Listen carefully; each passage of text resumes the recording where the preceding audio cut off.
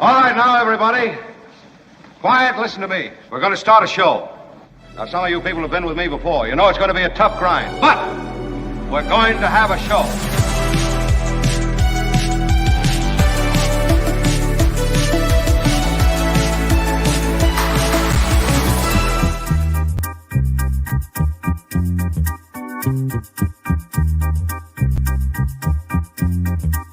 No, that's not the camera we wanted, though, Albert. I blame you. Somehow the camera changed. Can you hear me at all or not? Yeah, I can hear you. But the camera changed from this. Yeah. I have a. Yeah, this is, of course, always. I think it's using your computer camera instead of the. Yes, thank you, Steve Jobs. I know that, but I am wondering is why it's doing that. If you could put the Woz on that. Woz, why is it doing that? You want to see Wozniak here. Do you want to try to go to your settings first and then maybe change the camera? I that's what I'm doing. I've gone to settings. Unreal. Good well, morning, everybody, everyone. welcome. Yeah. We're on remote. This is Washington, D.C. I'll do this while I'm speaking to you. Can you hear me, Albert, over the music, or is it working? No, you sound great. Okay. I did have the music a little loud, but you'll listen to that in post and yell at me then. But as of right now, you can't yell at me. It's very exciting to be here in Washington, D.C. We are just probably about 7 minutes from the White House and the seats of power in America. It's cold, colder than California, although California is cold. It's probably about the same as California. We have a big show for you, and we may be doing it with me sharing the shot with this lamp. It's very nice. It's kind of like, yeah. So we actually composed a decent shot for you today, but of course, at the last instant. And we've been talking on that, have we not, Kim? Yeah, it's very strange. I don't know why all of a sudden your shot changed. But hey, I'm just glad to have you, your voice, and your face back on the show. Good. Thank you very much, Kim. There's never been anything like this. So we have a lot to do today, and I'll tell you, we have a law and disorder that's busting open. Some of it's related to January 6th. Some of it's related to things that are just insane, not having anything to do with January 6th. There is Fox-related news in the Dominion voting case, which I think is so clearly damning now on so many levels. It's gone beyond the ripple effects, right? Beyond just the technical nature of the case. And it's gone now to what could be damaging to the brand of Fox News Channel. But on the other hand, I feel as though their core audience is, preach to me in the choir. I don't really care that the news you preach to me isn't exactly what's happening in the world. I get that there's an interpretive art to your news. But what we're seeing is that there are just open, blatant lies and falsehoods. And then there's yet another one that was perpetrated by Tucker Carlson with his Kevin McCarthy stuff. We'll share a little bit on that. David Cay Johnston, the Pulitzer Prize winner, joins us in the 11 o'clock hour. And we'll get to this new, I think this is a big deal in Florida. There are a couple of laws that are coming into Florida legislative processes that might end up on the books. One of them has to do with abortion and a six-week abortion ban. The other is related to bloggers. It's related to journalists, but bloggers are included. Yeah, and so what they're trying to do in Florida is essentially force bloggers, political bloggers is the one, they don't care about makeup bloggers. They care about people who are writing about, politics, not about cars, not about other stuff. And those people, they want registered with the state. Well, that's, David Cay Johnston will be in and we'll talk about that. Yeah. So in San Rafael, dozens are pleading with the city council there to impose rent control measures. You saw that, Kim? I thought of you. Yeah, kind of a big story in Marin. Yeah. They're getting priced out of the market. And they were passionate in their insistence that there should be some kind of rent control in San Rafael. Big storm coming on top of the last big storms. That's not fake. That's real. Yeah, over the past week, have overwhelmed several mountain communities in California. You know, people are stranded. Talked about it on the show yesterday, I believe. Great job yesterday. Kim and Albert did a great job. Courtney was also magnificent with Mark's Murder Mystery Monday. I was quite impressed with yesterday's show, if I can say that. Good. We had an extra guest on the show yesterday. We had a drag queen on the show. I don't want to say this because I think that I always get into trouble. That was my favorite booking yesterday. I love that. No, it wasn't. It was Courtney. Courtney was your favorite booking yesterday. And apart from the regulars. It's like the skull is thick with you people. I heard you. Men in general. I heard you say that the drag queen guy was your favorite. Courtney, I meant of the, people who aren't regularly on the show. My bad. I'm sorry. You didn't make that clear. Yeah, but he was great. Really great. Yeah. Very, I think he wasn't dressed up. So when they're in drag, you say she, but out of drag, you can say whatever their pronouns are. Yeah. So it was, I interviewed him yesterday. He was not dressed in full, I see. Well, I saw pictures of him in full regalia. Mm-hmm. Quite impressive. Yeah. Yeah, quite impressive indeed. Well, this, again, we'll move on. I know this is a weird angle to say. I guess I'll do this because it's sort of an odd, I didn't expect that we'd be having to use this camera here. Yeah. But I guess we are for now. And so, we can mess with it as much. I have a super big microphone. I mean, it looks much bigger than it is, although it is a large microphone. Are you overcompensating? I am overcompensating. Oh.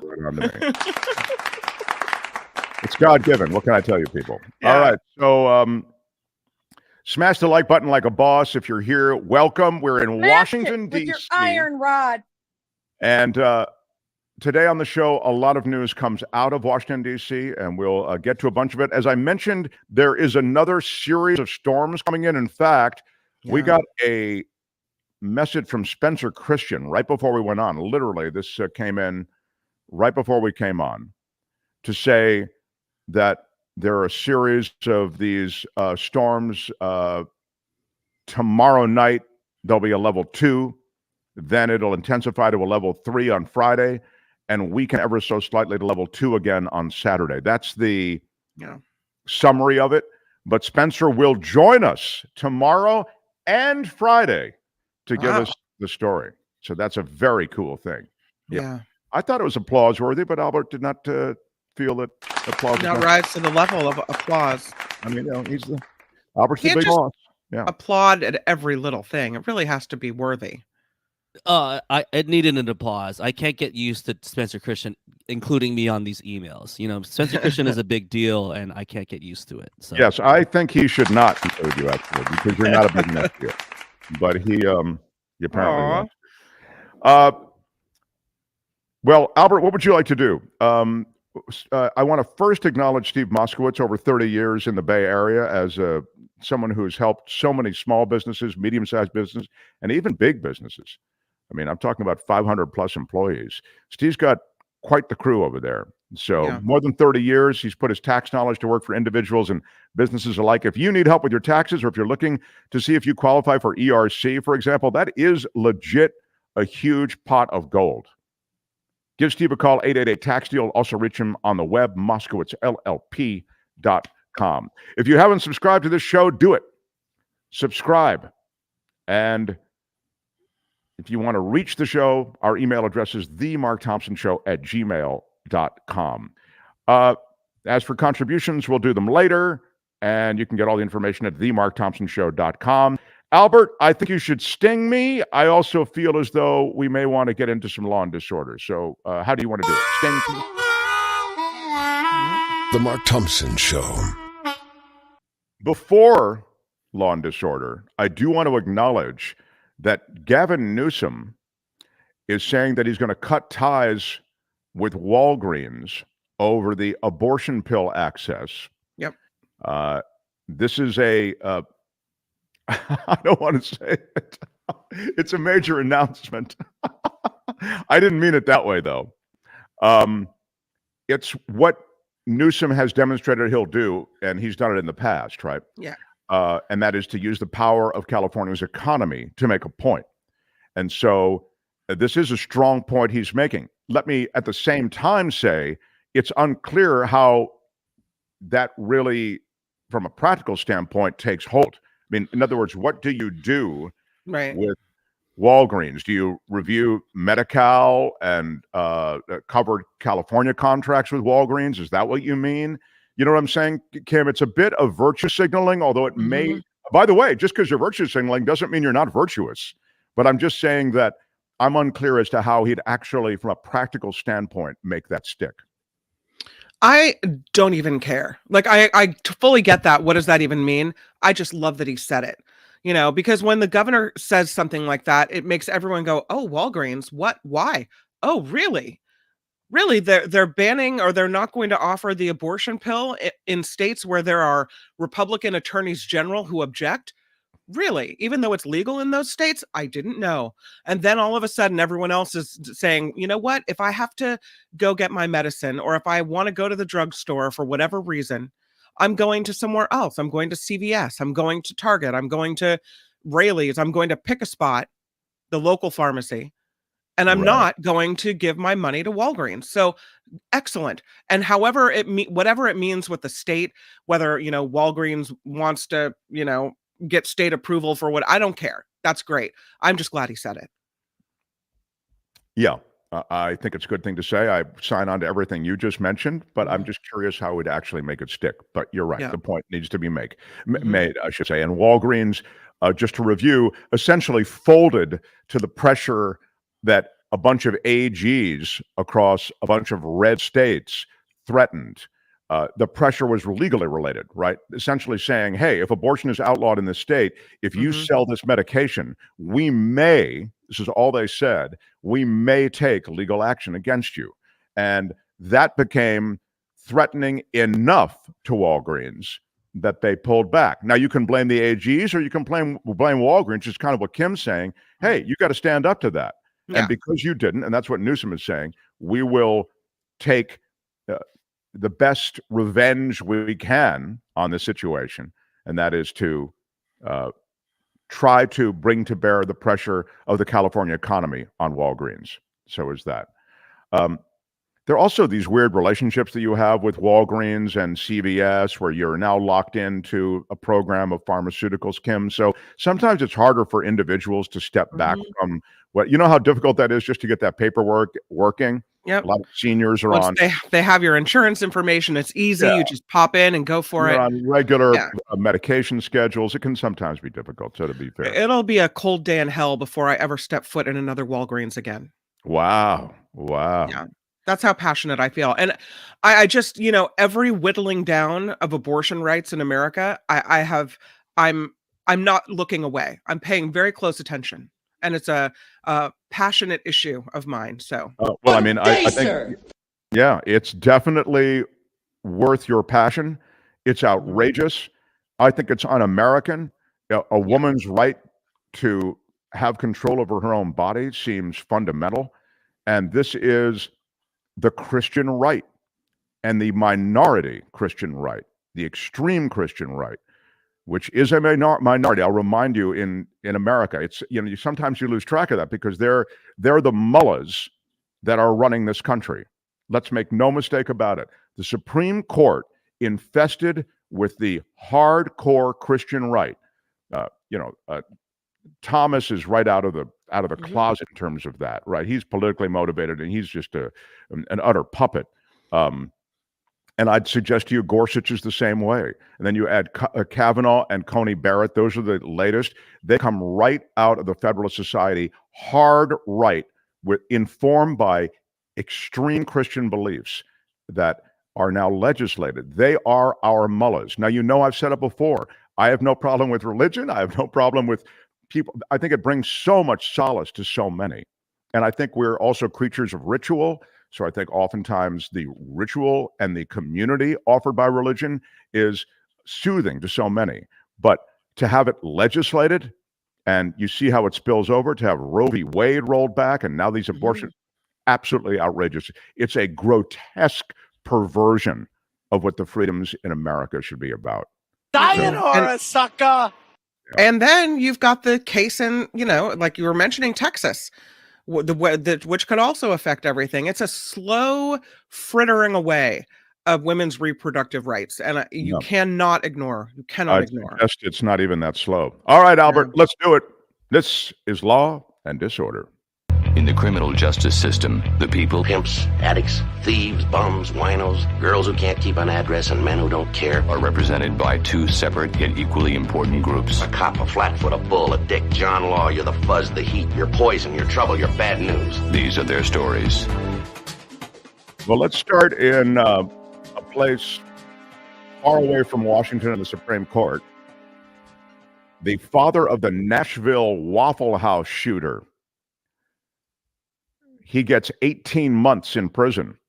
He was convicted of illegally giving his son an assault-style rifle that he later used in a 2018 shooting that killed 4 people at a Waffle House in Tennessee. The judge last May convicted this Jeremy Rinking of illegal delivery of a firearm to a person who had been treated for mental illness within the past 5 years. Yep. 59 years old, this Rinking is. Gave him 90 days to prepare a likely appeal before he has to report to begin serving his sentence. What was his excuse? Why did he say he would have given his mentally ill son a weapon? He said that he didn't know his son had been treated for mental issues at the hospital. That was essentially his defense. Yeah. His son, the younger Ranking, had his firearm owner's identification card revoked by Illinois State Police, though. He surrendered his guns to his father, who later returned them to him before the Waffle House shooting. The AR-15 style rifle that he used in that attack was one of the guns that his father returned to him. So he's kind of on thin ice, the father, when he says, I didn't know, right? Yeah. Because they revoked the guns, you had to give them back to him. No. So. And if your guns have been taken away, they've been taken for a reason. That's baloney. I've got a lot of January 6th breakthroughs and a major wrinkle in the sentencing of a service member. I mean, it's really kind of chilling. I want to get to that as we continue with Law and Disorder. But first, how about a little Steve Moskowitz? Sting me if you would. Oh, yeah. The Mark Thompson Show. And now, how about a Mark Thompson Show welcome for the king of taxes, the tax ninja, Steve Moskowitz. Thanks, guys. That's very kind. And, the ERC continues to boggle me. Just the other day, I was talking to a client, and he got his check for the ERC. And he was talking with me, and he was saying how that so saved his business. And his CPA originally turned him down and said, well, you don't qualify because your gross revenue didn't go down enough. But he qualified under the subjective ground. And Mark, I'm seeing that over and over and over again. Not everybody qualifies, of course, but it's a lot more difficult for the professional to do that. And I know so many people, they're just not bothering because the other way is so easy. It's math. 1 + 1 is 2. That's the right answer. Nothing to argue about.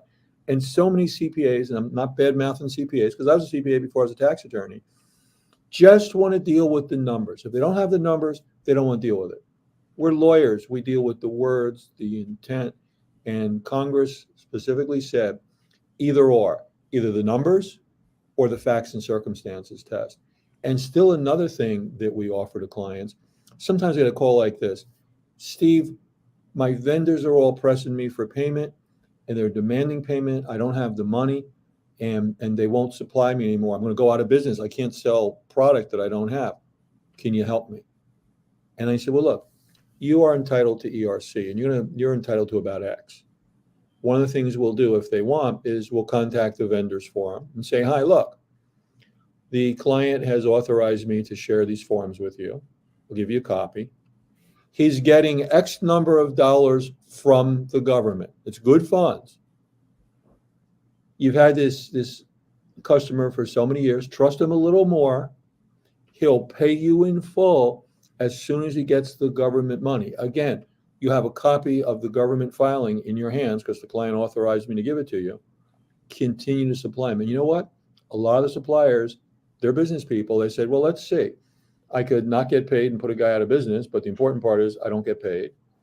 Or I could get paid for what's due and additional sales, and the money's going to come from the federal government. It's good funds, and it works. So that's one of the other services we offer to clients. Because sometimes they call up and they say, I don't know, I can't pay my bills. What am I going to do? I said, well, okay, look, we can work something out for you with the vendors. And that is one of the things we'll offer to do for you with the ERC. There's so much there, and it hurts me when I see all these CPAs they just look at the numbers. We start there too. If we can take the easy way, we'll take the easy way.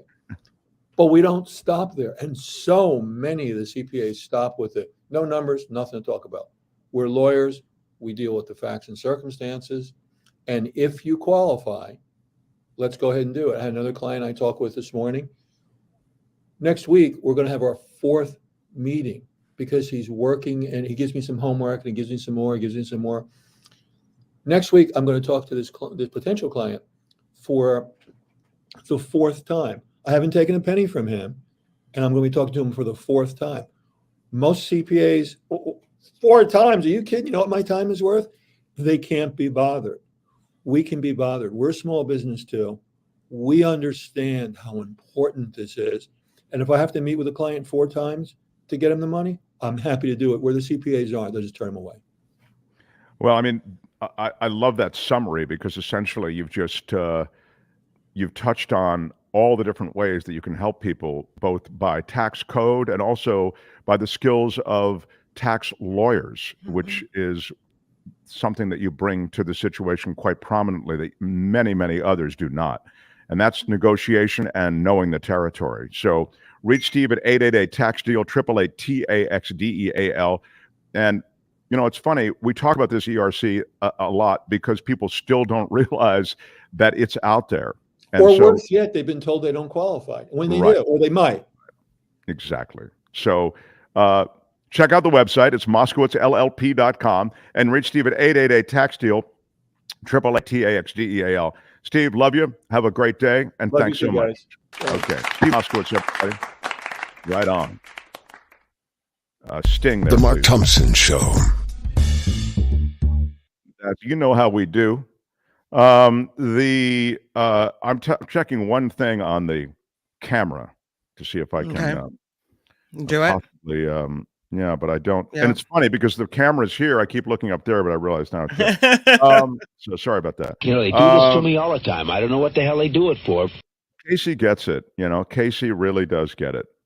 I don't see the camera. While you do that, let me just read this chat text from JR. He says, hey, Mark, I watched the Tucker Carlson latest video excerpts, and I now see January 6th was just a walking tour of the Capitol. Yeah, who knew? I mean, a walking tour of the Capitol where they shot somebody. I mean, you don't have to go any further than that. What? To know it was more than just a walking tour. When you need to shoot somebody to defend a place, yeah. I mean, cops get their arm caught in the door. They get beaten. It's just a, you know. I mean, it's an insult to our intelligence, and it's an absolute outrage that this guy could pull this off. Plus, by the way, it may violate all kinds of ethics concerns. Back to some law and disorder. Here is a bit on what Tucker did on his show.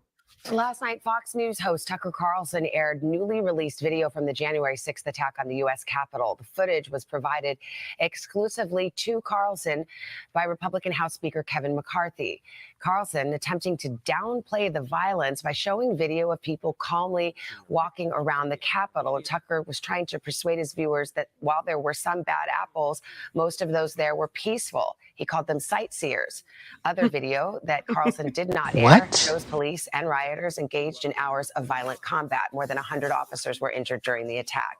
In response, Congressman Benny G. Thompson, the former chairman of the January 6th committee, released a statement saying Speaker McCarthy, quote, decided it was more important to give into a Fox host who spews lies and propaganda than to protect the Capitol and the police, members, and staff that serve in it. Hey, thanks for watching. That's it. Thank you, Al. I do think that it's a kind of fiction that's so insulting and so outrageous Yeah. that I mean, you've seen wide shots of that. You know, the stuff used by the committee, by the time you got to that, by the way, it was quite revealing, but still, we'd already seen a bunch. We'd seen tons of stuff stitched together by the New Yorker, stitched together by the New York Times, stitched together by the Washington Post. There were all these different news outlets that were able to, I think the LA Times might have even done one. They were able to give you a sense of what was going on there. There was, I feel as though there's no new footage out there. You know, there's no reveal, and it's offensive. It's grotesque, and the people involved with it are just that. They're involved in a grotesque, awful thing. I'll give you an example of some of that grotesqueness, if that's a word.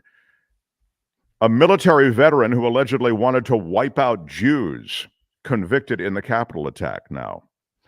Hatchet Speed, a former U.S. naval reservist. By the way, the name Hatchet Speed. That's his name? Yeah. If you put it in a movie, they would go, nah, that's a little too, you know. That's too much. Yeah. Right. Can we count a different name? Hatchet Speed. He's a former U.S. naval reservist. He's accused of telling an undercover FBI agent about his plan to wipe out the nation's Jewish population. He was convicted of storming the U.S. Capitol during that little picnic that Tucker was featuring on his show. That was to stop Congress from certifying President Joe Biden's 2020 electoral victory.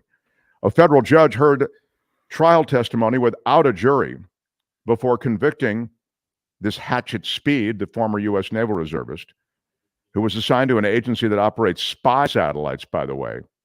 This is not an isolated case. There's the example of 6 guys who were just let go from various nuclear facilities because of things in their background. And also the fact that they failed various tests.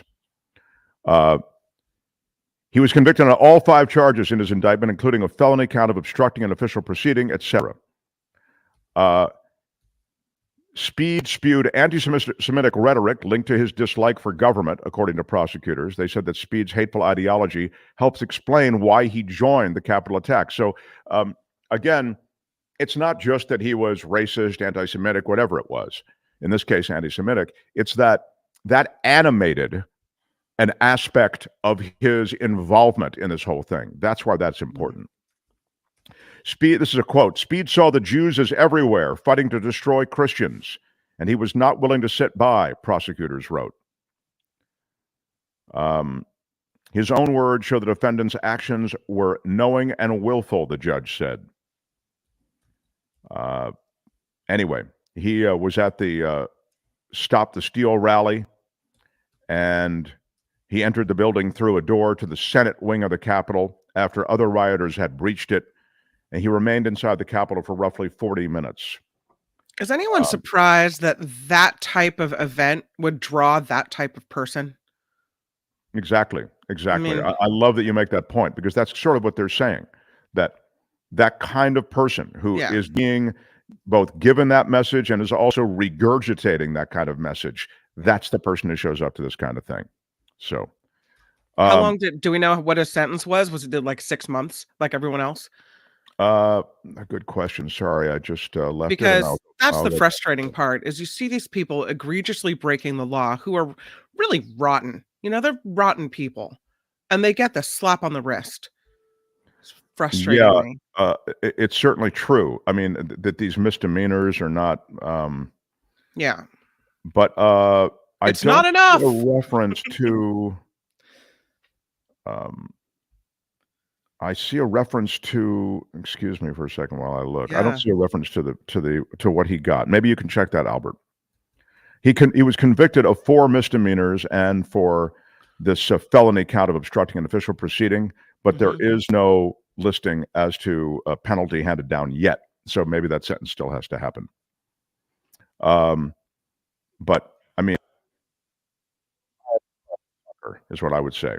I mean, that's the kind of person. And the military scares me a bit because I think it's populated by people, and people believe a lot of BS, you know. Yep.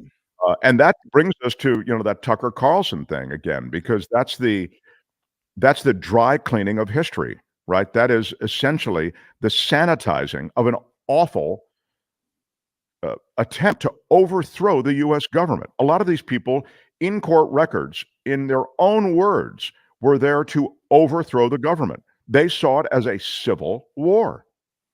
And so the idea somehow that Carlson could sweep it under with a lot of these pieces of video that Kevin McCarthy gave him, on one, this would be laughable were not so many people signing on to it. So, they start by questioning the legitimacy of the 2020 election when there's no evidence for it. Then they continue with various tactical strategies that were going to be employed by the Trump White House, including martial law. They wanted anything to throw off the, if you'll pardon this expression because of Palestine, they wanted to derail the transfer of power such that Trump would have to step in, then it would default to the House, etc. What did Giuliani say? Anything that will cause confusion, anything that delays, we'll take anything. So you had the Eastmans of the world, the Sidney Powells of the world, and you had the Giulianis of the world all working on that. It was a real attempted coup. And that Carlson could do this is, it's disgusting. And yet, there is no bottom for these guys. Meantime, over at Fox, they are having personal cell phones taken from them, many staffers, because they're so worried about various people who work at Fox being subpoenaed and being part of future court cases. So because of the Dominion Voting Systems defamation suit, there is a chill throughout Fox News. I'm looking to see if it was an official memo. This is coming from inside Fox. There are a lot of people who are chatty inside Fox right now. Those working there are saying that people's cell phones and emails are being sifted through. And as the situation gets more serious, there's going to be more of that. So that continues there as well. By the way, Kevin McCarthy may be, again, it's his own body that has to investigate him. So it's a little like the cops investigating themselves or doctors investigating themselves. It's always questionable, or the military investigating itself. Never a good thing, but it could be a House ethics investigation on the release of those videos to Tucker Carlson. Yeah. So, meantime, Mike Pence is asking a judge to block his subpoena for January 6th testimony. He's going to go to court over that. Pence is, as you know, running for president, or likely running for president, and he's filed a motion asking a judge to block this federal grand jury subpoena for his testimony related to January 6th. He's saying that he's protected by executive order, really, by executive privilege, excuse me. And he is protected by the Constitution's speech or debate clause. We can ask David Cay Johnston, although it's addressed before, has this argument on this show by both David and also by David Katz, the other David. So Mike Pence, good luck with that. I don't see it necessarily as anything that has potential for you. This is a wild story in Law and Disorder out of Texas. Y'all can go to hell. I'm going back to Texas. I'm going back to Texas. Texas lawmakers are weighing a bipartisan bill to close a gun background check loophole. This is in Texas, I'll remind you. The bill is by Senator Joan Huffman. It would require courts to report information about involuntary mental health hospitalizations of juveniles aged 16 and older. It passed unanimously out of committee last week with bipartisan backing. It's meant to make the background check more thorough and make our communities and schools safer, said Huffman. Huffman's a Republican, by the way. Huffman sponsored the legislation after an investigation by ProPublica and the Texas Tribune showed that juveniles were being excluded from the national firearms background check system. So this is movement in Texas of a sort, I think it shows most reasonable people realize that there should be some type of background check for everyone who's trying to get a gun. Everyone. Well, everyone in America virtually agrees with that. In polling, 90% of Americans, including gun owners, maybe especially gun owners, think there should be background checks. It seems so disingenuous not to have background checks. 2 Americans kidnapped in Mexico were found dead. 2 found alive, according to Mexican officials. There were 4 of them kidnapped by armed gunmen. The video is chilling. In a phone call with Mexican President Andrés Manuel López Obrador, it was played at a news conference. He said that ambulances and security personnel were now attending to and giving medical support to survivors. The 4 Americans were located at what appears to be a medical clinic in Matamoros. A U.S. official familiar with the ongoing investigation was saying that one of the 2 survivors is severely injured. This is a place in Mexico, I should tell you, and then we'll wrap up. But I do want to mention that the State Department lists as a no-travel zone, as so dangerous. So it's unclear what these people were doing. Have you heard? I've heard everything from they were there on a medical mission to... That's what I heard. Okay. It couldn't afford the medication or a medical procedure. So this family traveled over the border to Mexico to have a medical procedure done. And then they got lost on the way to the medical clinic is what I was reading. Yeah. So it's really it's a sad ending. Yeah. And if, as I say, 1 is severely injured, 1 other in the hospital, and 2 not alive anymore. Sadly, that's Law and Disorder for today. Tune in again next time for more Law and Disorder on the Mark Thompson Show. All right, that's it. Let's roll. Hey, let's be careful out there. Be careful out there. It does look like there is more rain coming. I'll mention again, Spencer Christian joins us tomorrow and on Friday to sort of recalibrate. This is for northern and central parts of the state. And Southern California is going to get some rain, too. We have viewers and listeners there. I know you're quite impressed with my large microphone. Please, it's just, what can I say? I'm live in Washington, D.C. today, taking care of stuff with my dad, took him to the doctor and did a lot of family stuff. I'll be moving to the house after this broadcast is over. So we'll be coming to you from another glamorous location. So don't get too attached to the lamp is all I'm saying. Yeah, it's not. It is a nice lamp. It's like got an outer and an inner shell. It's kind of interesting to look at. Everything in this place is really nice. Yeah. When we come back, I have a big busting stories from the sky. Oh. You will love it. Smash the like button like a boss. Kim's News next. Smashed it with your iron rod.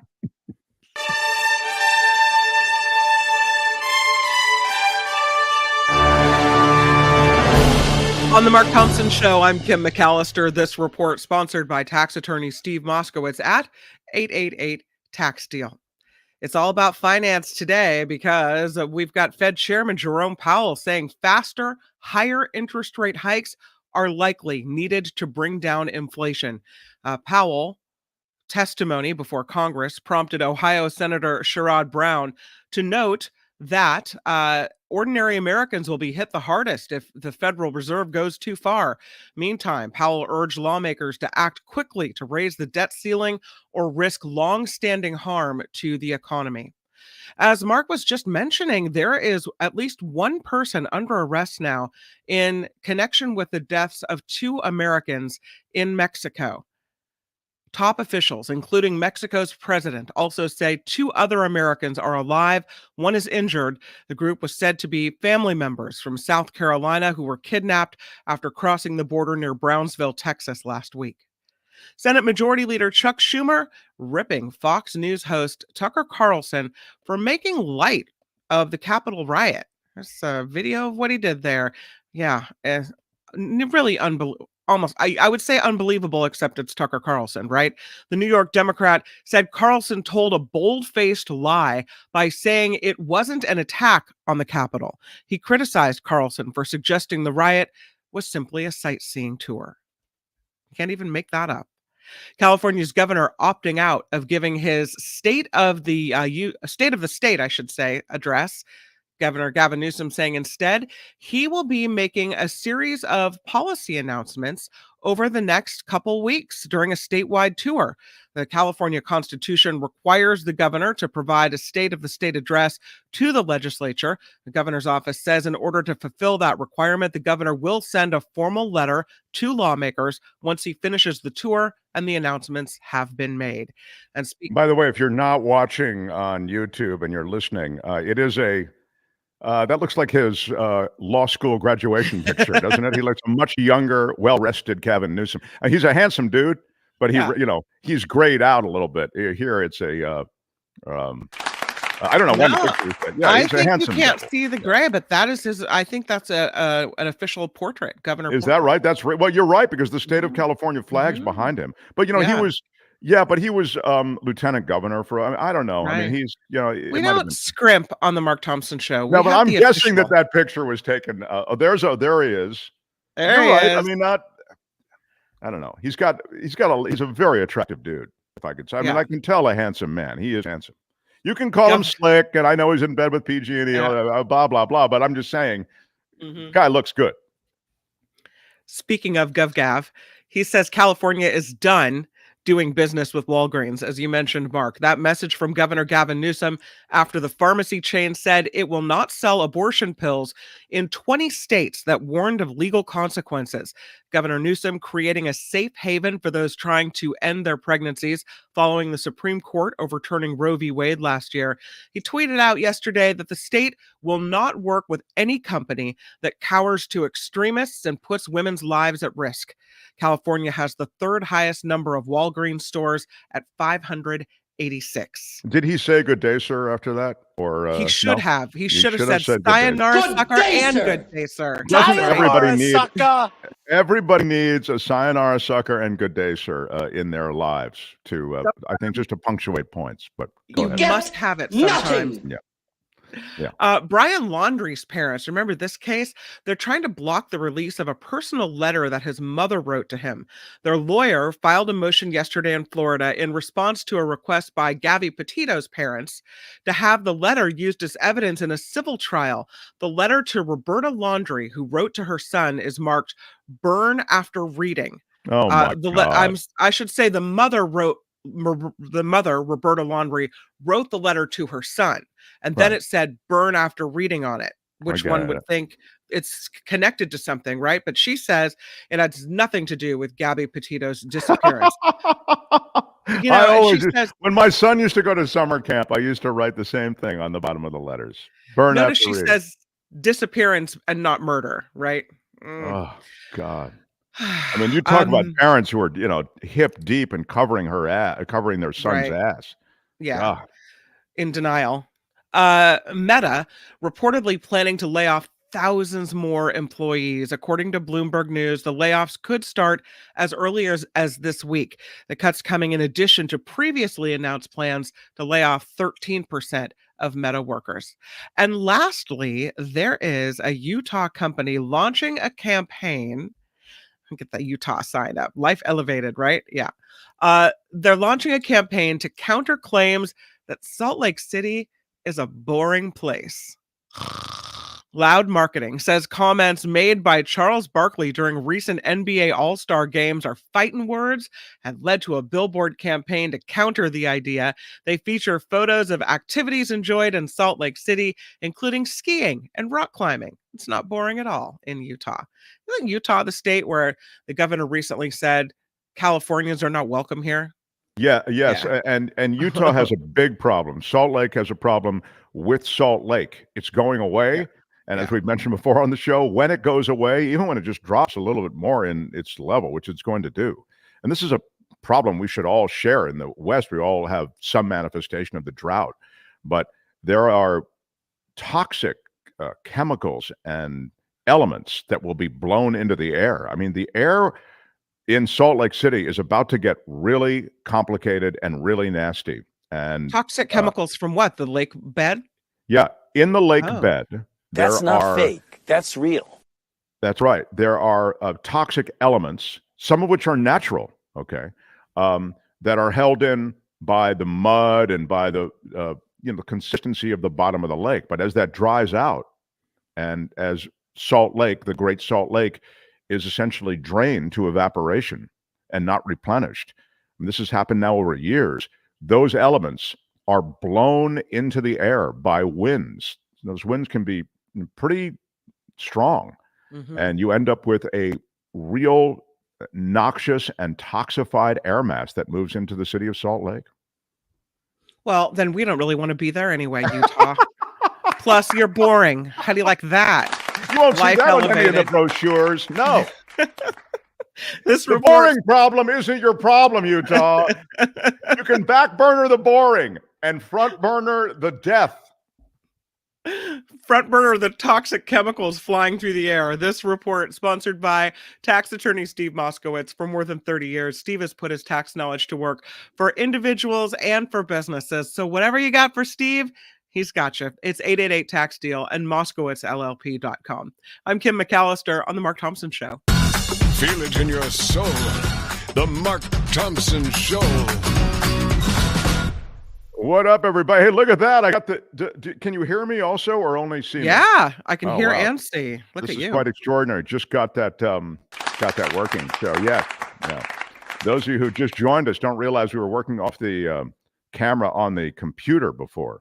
Now we've our elaborate rig offers you another perspective. By the way, this we is can the see Mark. 2 lamps now, Mark. Yeah, 2 lamps. They are his and her lamps. Everyone, yes.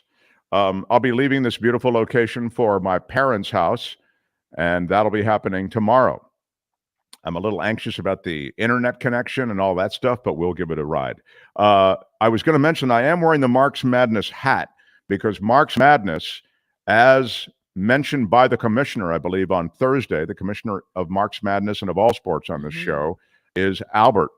And, you can get the hat at our merch site, getmarkmerch.com. Did we have that hat before, or is this new? We have. Kim knows the answer because I was going, Kim, I was kind of giving you a pass on not knowing that we've done the hat before. Yeah. We did it last year for Mark's Madness. Good day, sir. Yeah. But neither, when it came up the other day on the show, neither Albert nor Kim knew that it was, I kind of gave them both a pass, so it didn't really bother me. But then I've got to do a little thing about, look, the point is you can get the hat. Yeah. All right. And the hat is kind of cool. It's the Mark's Madness. Now, Mark's Madness, Commissioner, that begins on the 14th, correct? Yep, on the 14th, and we're going to have exactly like them, we're going to have a play-in game too. So we're going to have some drops that are fringe drops that will try their best to make it to the tournament. So yeah, we'll try our best to reflect the real tournament. I remember last year, the fringe drop that had to work on the play-in was, this is no picnic, no summer camp. And I thought that was going to get in. And I predicted it would get in, and it didn't. It lost in the play-in. So I like that Albert is structuring it just like Mark's Madness. There's a play-in round, and then we get on. And if you've not been part of this before, we play you the drops, one against the other, and you decide which drop goes nothing. You do not know what you are talking about. So those two would play against each other. Only one can move on to the next round.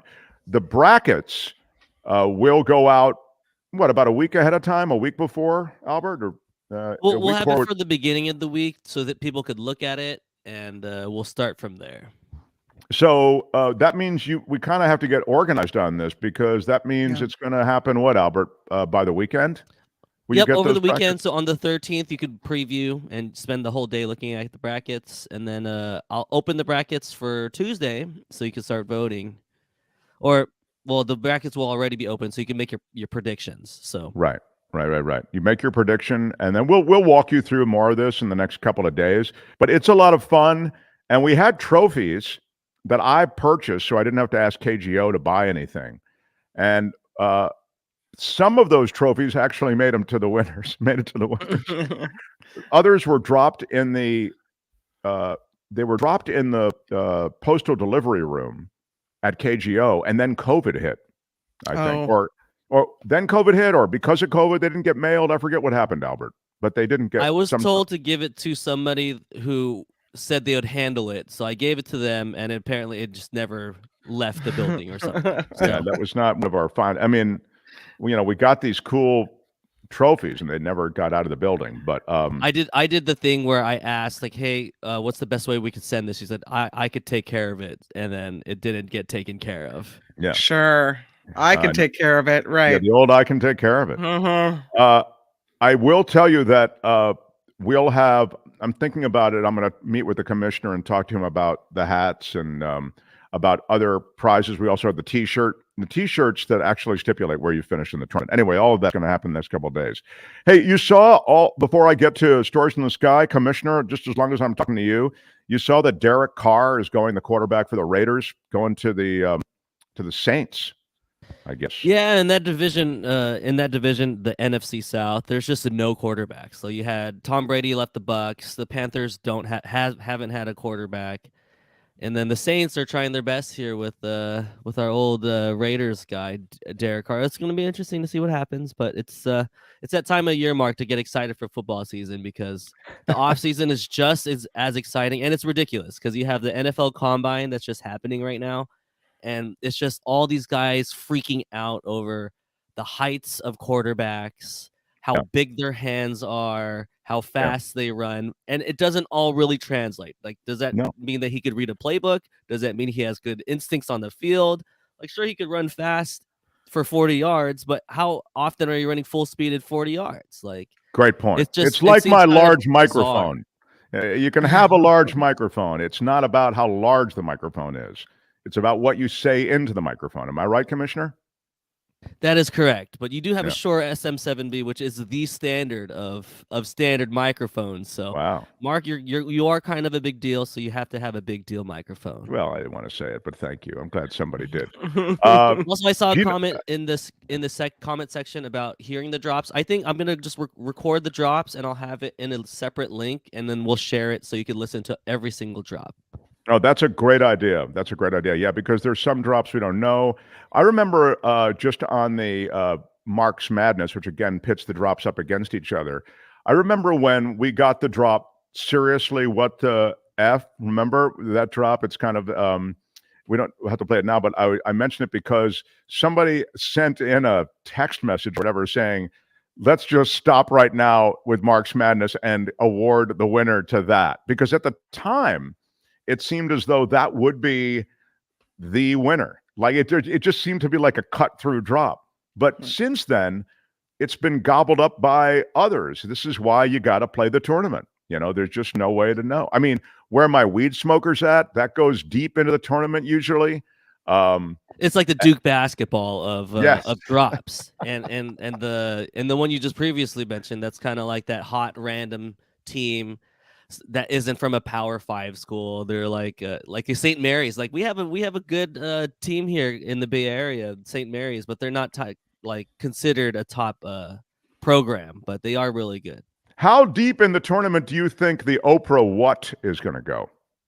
I like it. That's my fave. I think that could go deep. I agree. I think I also agree. I have been influenced. It's been one of my favorite drops since I've been since I've returned to the show. So I've kind of been influencing the vote because I've been pounding it. So, but it works. I mean, you can't. It's true that the more you pound something, the more it becomes relevant, and it feels as though it might be. But he's polarized. I think this one. There's never been anything like this. I think this one might go have a deep run this year. Well, there's going to be, I would think, a whole never been anything like this. There'll be.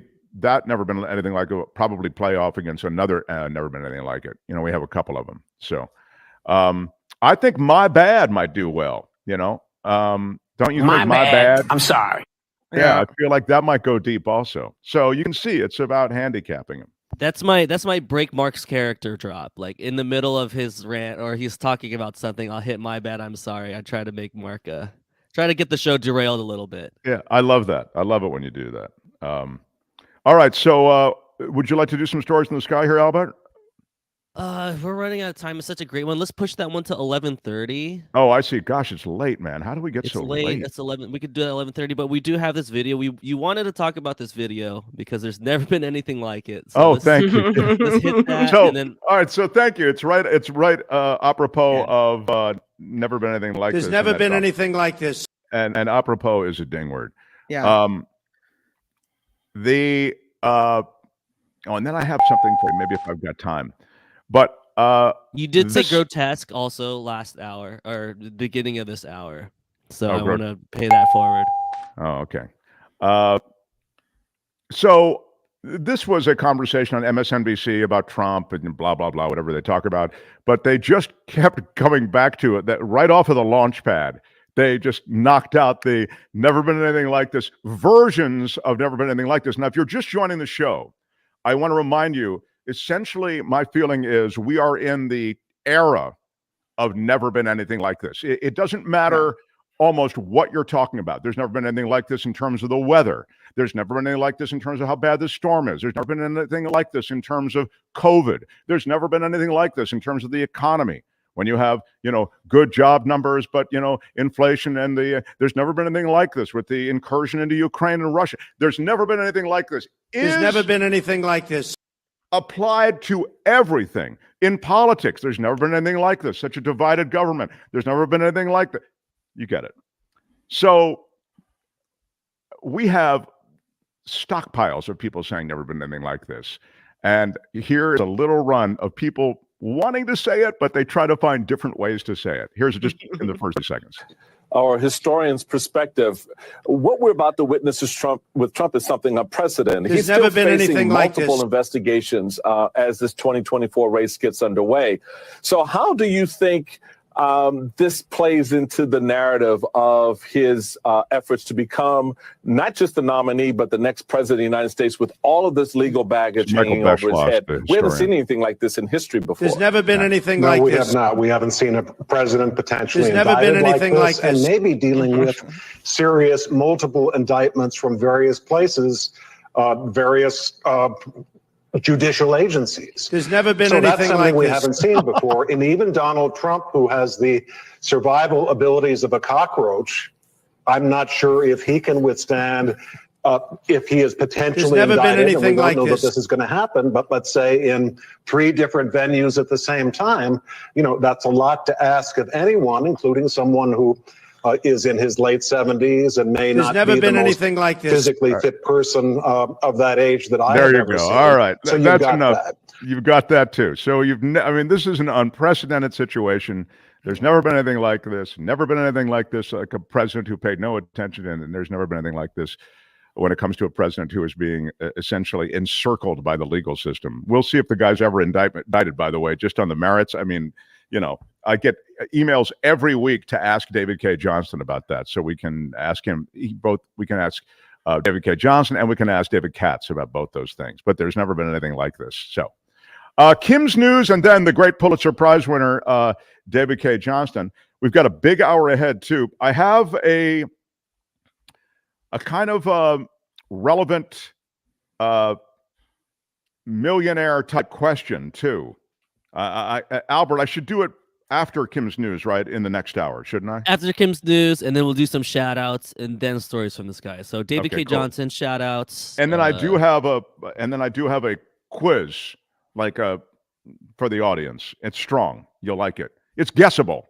That's what I like. It's not, so is it cheatable? Because there's a couple of notable cheaters we have in the chat. Yes, we do have notable cheaters, and we oddly enjoy them. But they are, we know who you are. So one could say there's never been anything like this. It's related to credit cards, sort of. That's all I'll say. It's related to, I don't want to say more because I think the potential for cheating is large. All right. Smash the like button like a boss. We'll acknowledge contributions in the next hour, Albert. Is that when we're going to do that? Yep, next hour. Before or after Kim's news, we've been stealing from Kim's news. We pushed Kim's news pretty late this hour too, so we'll try to be on time. Okay, good deal. Thanks for being here. Hey, I understand. There's never been anything like this. Mark Thompson Show. Ladies and gentlemen, I'm Shadoe Stevens. This is the Mark Thompson Show. Keep it to yourself.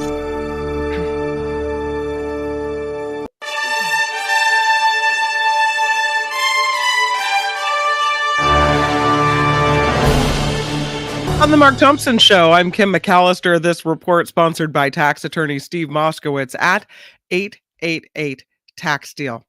Let's get right to this story because the brother of San Francisco's mayor one step closer now to possibly getting out of prison early. A judge set aside his manslaughter conviction yesterday because of changes to state law.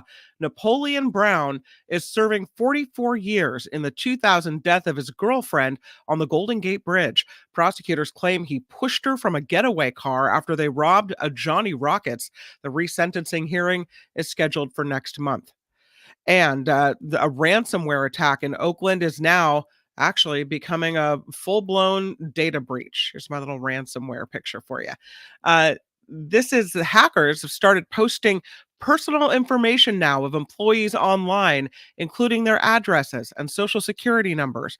Workers and small business owners were notified over the weekend.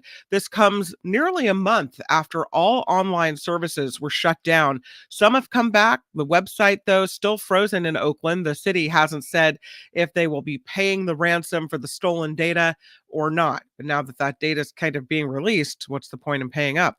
The federal government is suing to block JetBlue's $3.8 billion merger with Spirit Airlines. The Justice Department is the one trying to block that deal. If the merger were to go through, it would create the fifth largest airline in the nation. I'll take care of the picture situation. Former First Lady Michelle Obama is now opening up a little bit about her final days in the White House. In a clip from her The Light podcast, she describes her experience on former President Trump's inauguration day in 2017. She said, that was an emotional day. So for many different reasons, as the Obamas were leaving the home that their kids were raised in for 8 years. Also, she talked about looking around at the inauguration and not seeing anyone of color, except her family. The creator of the Dilbert comic strip says he was intentionally trying to stir up controversy when he called Black Americans a hate group. Scott Adams argues people took the comments he made during the February 22nd episode of his YouTube show out of context. 60% of the time, it works every time. Newspapers across the country have dropped the Dilbert strip as a result, and Adams says he lost his main source of income. Well, then maybe you shouldn't have been trying to stir up the pot, friend. That's even more, I mean, in a way, that's more egregious, if I can use the word, or that's, you know, it's, yeah. So you're telling me, do you really believe this stuff or not, Scott? I mean, I you know, have the courage of your convictions. It seemed early on that he did, but now that he's lost all this business, it's like, oh, I was just trying to stir the pot. Really? Okay. Well, pot stirred. You reap what you sow, right? And if you were trying to stir the pot, then I would argue success has been had. The pot has been stirred, and you have paid the consequence for it as well. Oh, it's a wild idea, but it just might work. Yeah. A Western Colorado school is allowing an unusually named organization to hold meetings starting this week. The After School Satan Club began meeting yesterday at the, it is true, at the Paonia K through 8th school in Delta County. The club is an offshoot of the Satanic Temple, which says the after-school group doesn't really have anything to do with the devil at all. Club members will be organizing community service projects. You know, we've talked about this There's before. never been anything like this. If you're going to let the Christian club have an after-school class, then you got to let the Satan club in. It's just they're trying to make a point. Yeah, they're not really Satan worshipers. No. My friend started a chapter. He's an atheist, I think. The idea was what Kim is talking about, which is to not be as exclusionary as clearly some of these prayer groups and other sanctioned groups are, you know. Yeah. So but boy, it gets attention because you mentioned Satan and talk about stirring up the pot. Yeah, there you go. Lastly, the city of San Jose is set to take action after video surfaced about 5 months ago of a bikini-clad woman walking off of a fire truck and right into a strip club. Yeah. The city isn't saying what the action is that will be taken, but they do tell NBC Bay Area the investigation has been concluded. The city is in the process of taking appropriate action based on what was discovered during the course of the investigation, and they'll provide more information as it is appropriate to do so. Okay. We need a deeper investigation. They were reviewing the tape. Is that what they were doing? They were just reviewing the tape the footage of why this lady walked off the fire truck owned by the city of Oakland and into a strip club. I wonder, could have been an innocent thing. Maybe they picked her up because she needed a ride. Yeah, I mean, let's stop jumping to conclusions.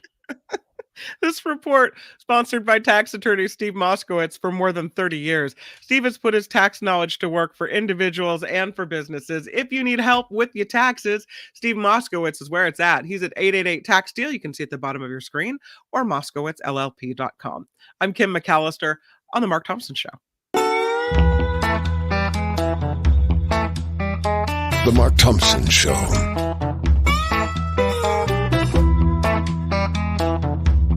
Y'all can all go to hell, and I'm going back to Texas. I misspoke. And I wanted to apologize to the Asian community, the Asian American community. Why are you yelling? It was great. I loved it. How would you handle this? We could try ignoring it, sir. They pay me a lot of money for having attitude. There's never been anything like this. We've never seen anything like it before. Nobody has ever put something like this together that I've ever seen. Have you ever seen anything like this? There is nothing in our history that quite compares to this. I think I'm the most honest human being, perhaps, that God ever created. God bless America. The end. Someone did this to spoil our Christmas. Oh my God, oh my God, oh my God. Sayonara, sucker! You know what? Hal, you created havoc and chaos. I don't think you should apologize for how you feel.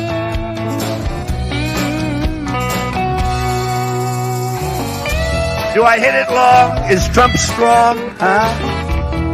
Who is having that conversation?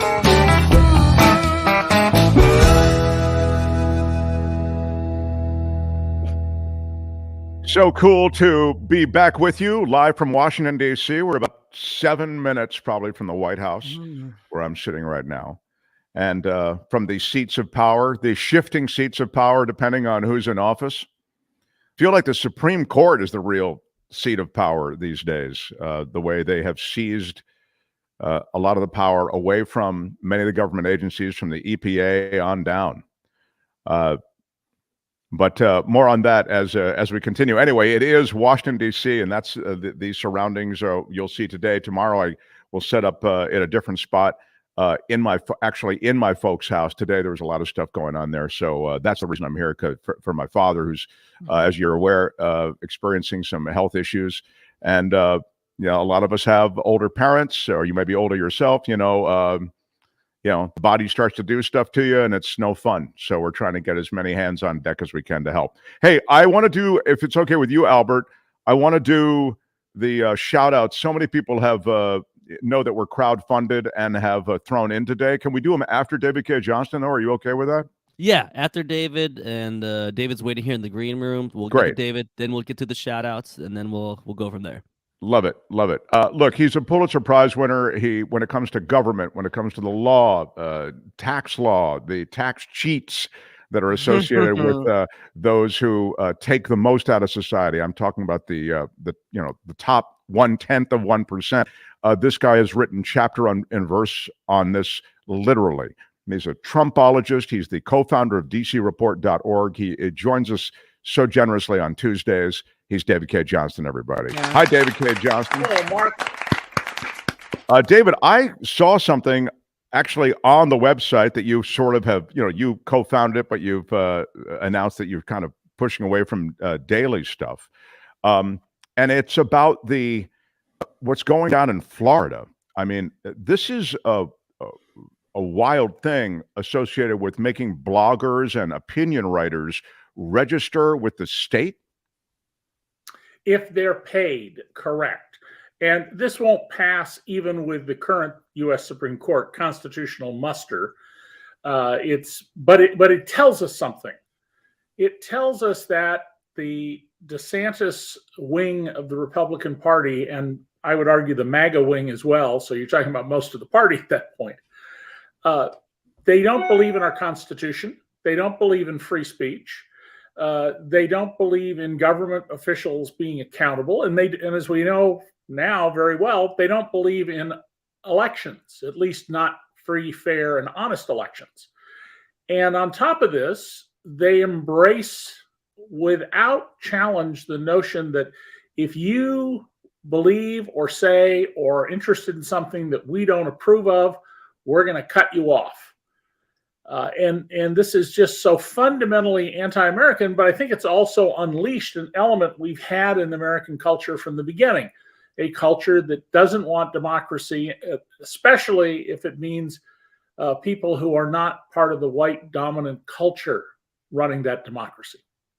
Well, I mean, the politics of white grievance really have taken a front seat in a more naked way than I ever thought they would in a culture in America that I thought was sort of evolving to at least make that impolite, you know?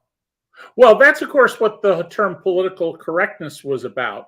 People were upset that they couldn't freely use racial and gendered and other slurs.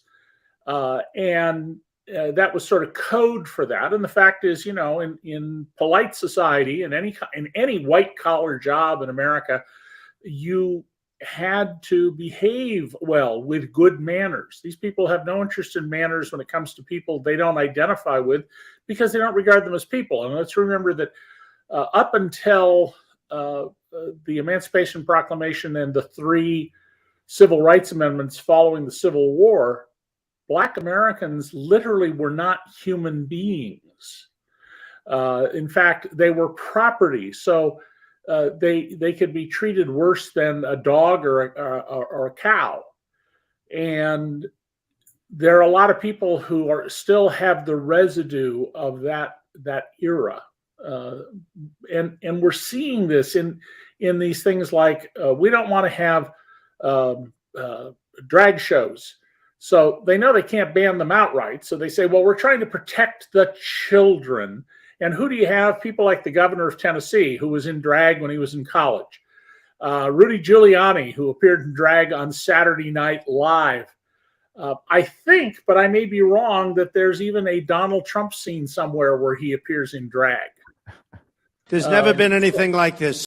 If you don't know it, then nobody knows it because you know every cell of Trump. That's quite the case.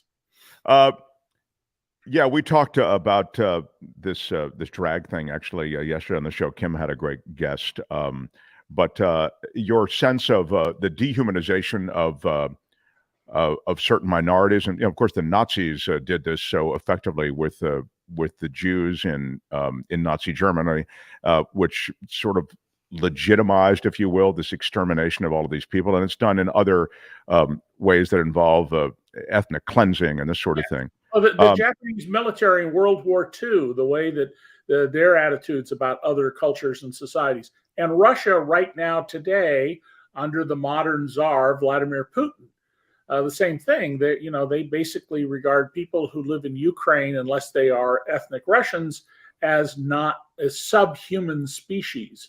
And therefore, it's okay to take over their country. Do you see, just because you mentioned Ukraine, do you see this growing drumbeat among certain members of the GOP, and it seems to be broadening, and it's kind of a message that's getting out there through right-wing media, of which there is a lot. I mean, I love the idea that sort of like the media's left. You can't turn on talk radio and find anything progressive, anything even middle of the road. And talk radio drives a lot of people to the polls with a lot of opinions that they pick up there. But anyway, do you see anything with this drumbeat growing associated with both an accountability? It starts with an accountability, which is kind of a legitimate thing when it comes to monies and support directed to Ukraine.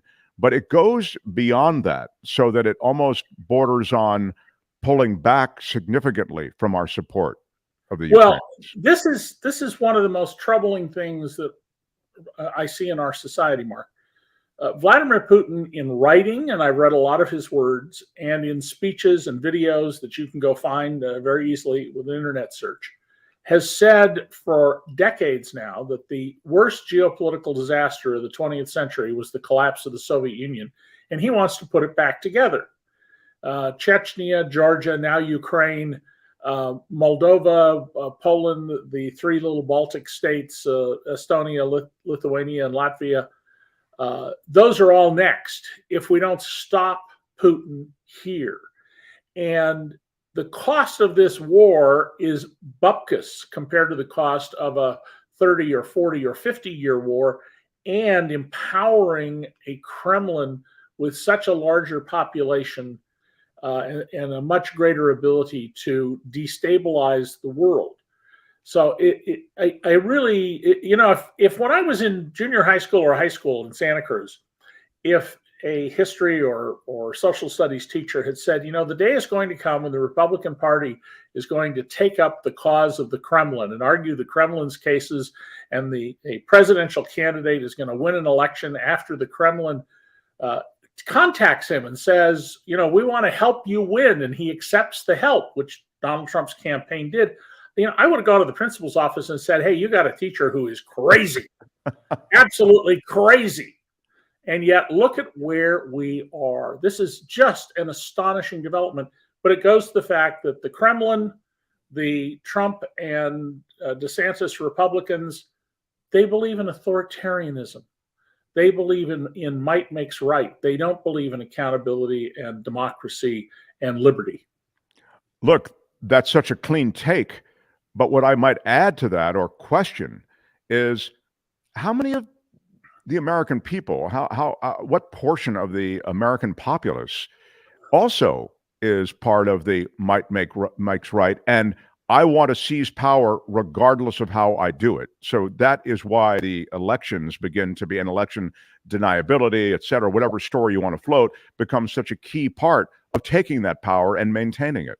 Well, it's a minority of Americans, but the reason you're seeing all of the efforts to suppress the vote and make it difficult for people to vote in key areas is because the only way a minority can have power is by suppressing the overall vote. If we had universal voting in this country, like in Australia, where, now and then they prosecute some person for not voting. They don't really go around harassing people for it, but they have enormously high turnout. If we got rid of Tuesday voting, which was instituted so that working people couldn't vote because their bosses wouldn't let them go vote. If we had universal vote by mail, as Oregon and Washington and some other places have, and it's worked very well, we would not have MAGA Republicans running the House. We would have a much more nuanced and thoughtful debate about our policies. And it would also make the Democrats be more accountable to the public, because they would be dealing not with a bunch of, frankly, crazies, but dealing instead with thoughtful, rational people who actually are putting forth ideas. And all of this is very troubling, but it's not a majority of us. I mean, let's just not lose sight of the fact that Biden got 7 million more votes, 10% more votes than Donald Trump did. And while he got a lot of votes, Biden got more, and all we have to do is get people to register and then actually show up at the polls. Well, then this is quite in keeping with that point you're making, because the point I tend to make when I hear, of course, it's indisputable what you've just said, that you need to get more Americans voting, more Americans involved, but this is, of course, happening at the same time that some of the other stuff that you've pointed to on this show is happening, like reducing the number of polling places, reducing the ways in which you can vote, increasing the things that you have to produce to essentially allow you to vote in many states. And then there's this: Florida, West Virginia, and Missouri withdraw from the bipartisan effort aimed at maintaining accurate voter rolls.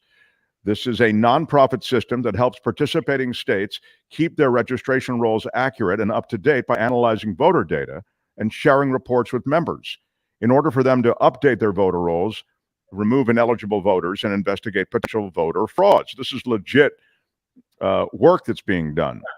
But you have 3 states joining Alabama and Louisiana who have previously retreated from this partnership. And I'm wondering if these GOP-led state withdrawals have any effect on this very process to which you've pointed.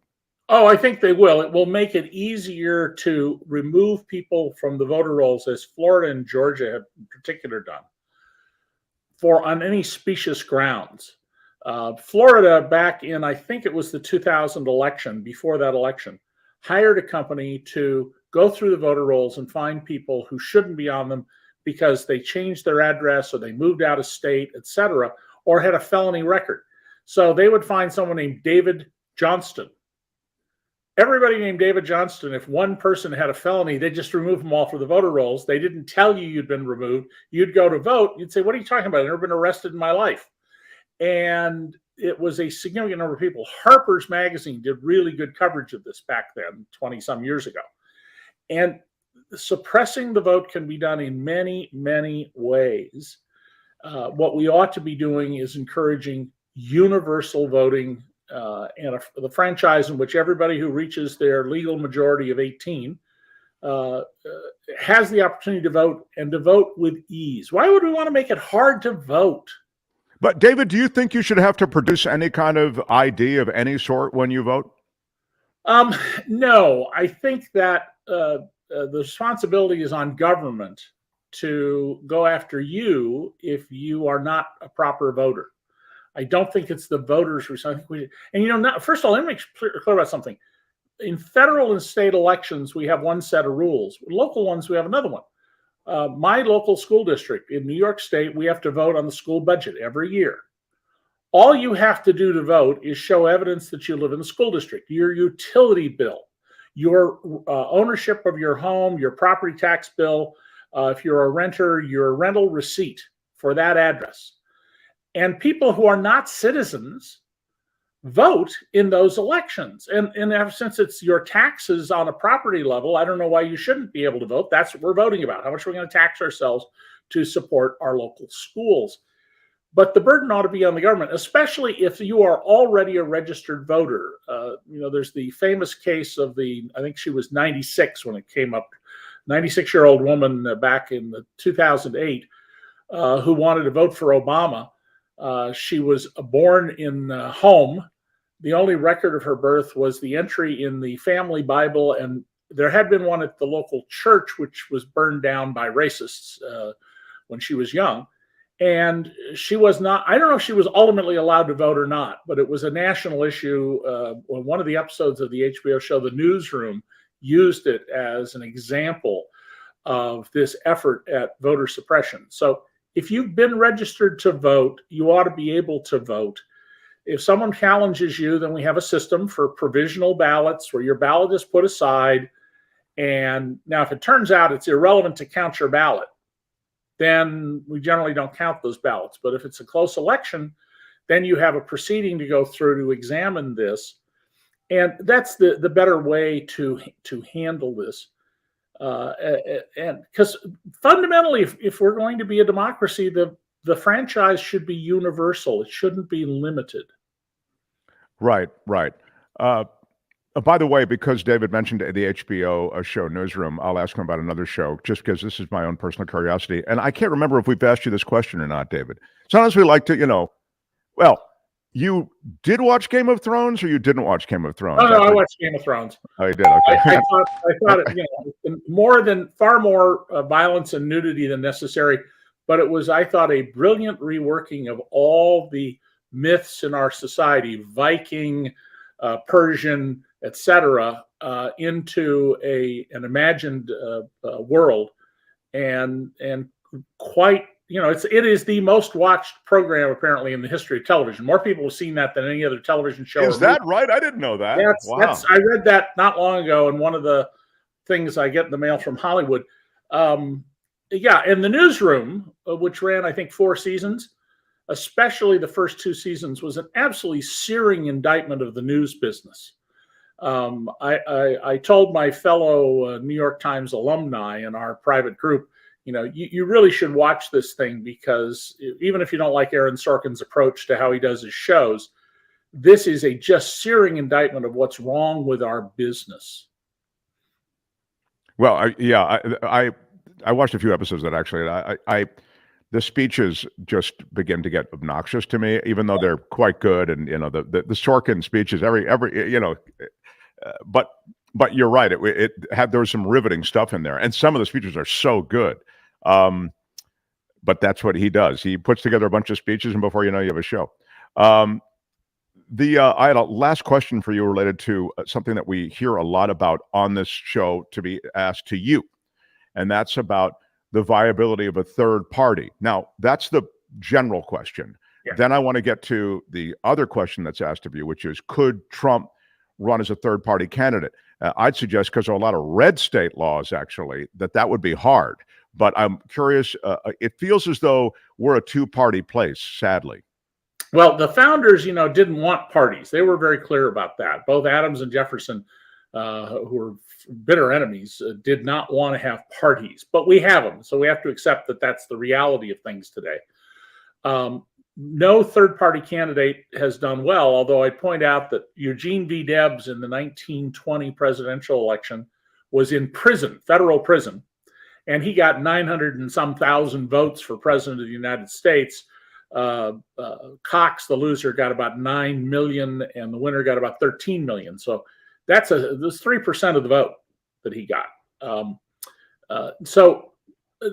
Donald Trump, there are 3 outcomes as I see it coming forth with Donald Trump. Donald Trump is highly likely, even if he is indicted in multiple places, to get the Republican nomination. The more people who announce as Republicans, the better it is for Donald Trump, because he can go through and just pick them off one at a time, as he did in 2016. If you're a fan of the show The West Wing, that's Jed Bartlett, the fictional president, tells about, I wasn't supposed to win, but we kept picking people off one at a time. So the scenarios I see are Donald Trump gets the Republican nomination. He loses. There's no way he wins the popular vote, and the Democrats have gotten smarter about turning out the vote in the key electoral states.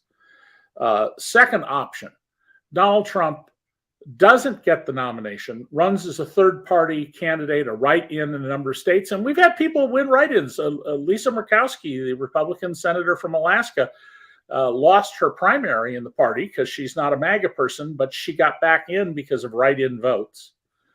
But in any event, he loses.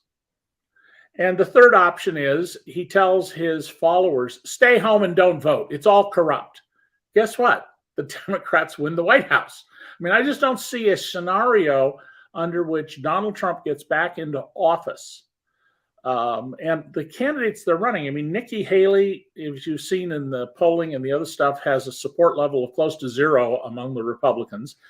And of course, her background as a South Asian born in the United States, whose family, they're Christians, but they're Indian, East Indian. She's not acceptable to a large segment of the Republican Party. Mike Pompeo, I don't see where he has any charisma or appeal whatsoever, not to mention that there's plenty of evidence that he's just morally corrupt to the core.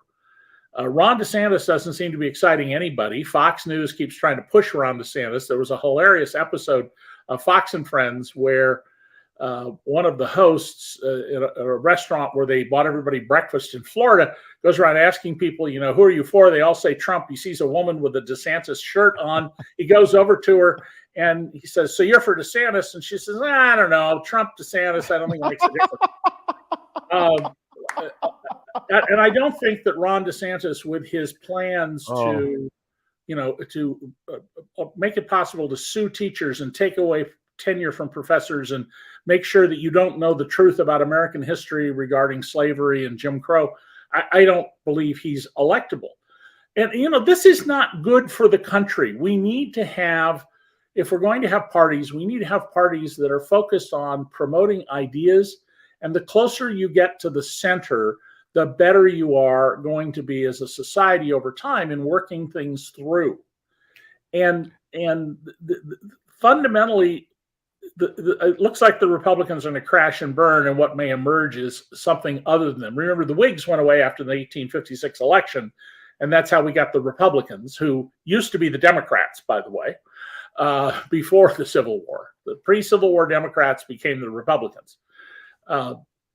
But Mark, this is a terrible thing for the country to have one political party that's just nuts. And with leaders like, Marjorie Taylor Greene, I mean, Joe Biden was trying to not erupt in laughter discussing her the other day. She's a joke. She is a joke and laughable, but I would also say that there's no but. I mean, full stop. She's a joke and laughable. On the other hand, she's on committees. She has a following because of gerrymandering. She'll continue to win re-election. Yep, and absolutely. And sadly, she reflects the kind of extremism and the sort of make up the facts as you go along and scream them as loud as you can that is typifying more and more of the discourse. Right. And we're seeing in the oversight hearings that Jim Jordan is running that there's nothing there. It's just like Benghazi. It's a whole lot of made up nonsense and hot air that when you get to the end of the day, the Benghazi committee's report at the end of the day said, I can tell you what it said. I read the thing and it says, in essence, nothing there. We wasted your time, folks. Over and over again, we wasted your time. Yes. And so, I mean, this is not governance. This is not promoting better ideas. I'm old enough to remember when the Republican Party said, we're the party of ideas. And whether you liked them or not, you had to say, yeah, boy, in the 80s, the Republicans put forth a lot of ideas. Let's lower taxes on the rich because then they'll reinvest and create more jobs. Yeah, that didn't work out so well. Let's deregulate. There is no such thing as debt. There's re-regulation. But let's change the regulations to favor the companies rather than the customers or the workers. That didn't work out so well either. Let's open up air travel. That one worked out quite well, actually. Airfares fell dramatically and efficiencies were introduced because there was real competition. Although the FAA is the victim of regulatory capture, wouldn't you say, David? Yes. Oh no, almost every federal agency is. There's a solution to this problem. Regulatory capture, for the audience, means that an agency that's supposed to regulate an industry is really captured by that industry, and its focus is on the needs of the industry, not on the needs of the customers, the workers, and the environment. The answer to that is that we need to create paid staffs of people whose job is to act as advocates for the public. And we have them in some places. New Jersey has an elected official called the public advocate. New York City has one. Utility cases. Trying to get the newspaper to pay attention, as I used to do when I was at the LA Times in the 70s and the 80s, to how the utility companies were inefficiently spending money and causing your rates to be higher than they need to be, which is a critical issue for business, especially small businesses. Today is just impossible. The New York Times is the only big paper that has somebody who actually understands utility regulation, a guy named Ivan Penn. He doesn't write very often, unfortunately. And the answer to that is to have a staff whose job is to argue on behalf of the ordinary citizens, to be the critics representing the public. Because how much time are you going to take, Mark, to go fight the 3 penny a day ripoff by the oil pipeline companies? Right. They get by my account more than $3 billion a year by getting 3 pennies a day from every one of us. Nobody's going to fight that. But if you had a staff, that $3 billion a year, you could finance it with the interest off the $3 billion a year, and they'd be able to argue, no, these policies are contrary to the public interest. They don't serve any public good. And when you have monopoly actions, they create what economists call a deadweight loss. The monopolists get a lot of money, and the money that we give the monopolists is effectively to the rest of the society the same as if we put it in a bag, weight it down with rocks, and throw it in the Pacific. Wow. Yeah, I mean, it seems as though the structure of growing consumer-based, public-based legislation, that's just getting smaller and smaller. That support, I mean, this to be continued.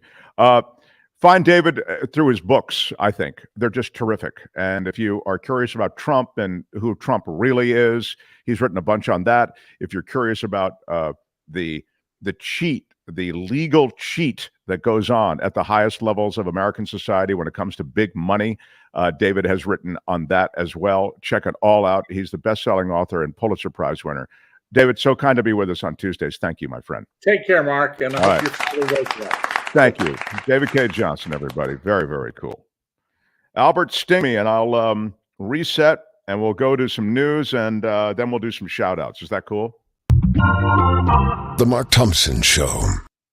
In the next half hour, we will recognize many of you who have supported us. We're crowdfunded, and so we'll get to some of that. So thank you. If you do want to support the show, it's themarkthompsonshow.com. There's a link to Patreon and PayPal. Those are the best ways to get us support. But a lot of people love the ease of YouTube, which is another great way. So please don't misunderstand me. And we'll acknowledge a couple of those people when we come back. Also, still to come, stories from the sky. And I have a question for the audience. And we'll get to that as well next. Kim's news, and then some stories from the sky, shout outs, and a question. That's the way we're going, Albert. That's the way I'm directing the rest of this flight. So we are cleared for takeoff. Mark Thompson Show. The Mark Thompson Show.